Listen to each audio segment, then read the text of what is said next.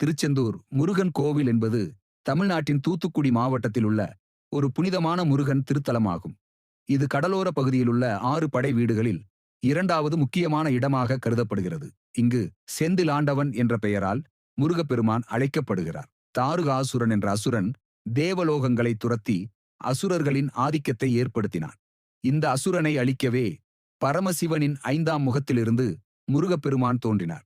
முருகன் தாருகாசுரனை யுத்தம் செய்து அழித்த இடம்தான் திருச்செந்தூர். இங்கு முருகன் தாருகாசுரனை வெல்வதற்காக கடலில் இறங்கி போராடியதாக நம்பிக்கை.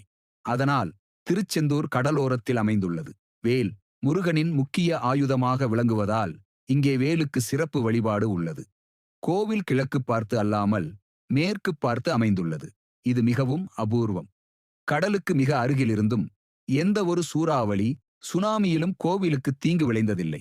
இது ஒரு திருவிழாச் சரிதமாக கருதப்படுகிறது. புகழ்பெற்ற சுப்பிரமணிய பாகவதர் இங்கு சிறை வைக்கப்பட்ட போது முருகனை வேண்டி கந்த சஷ்டி கவசம் பாடினார்.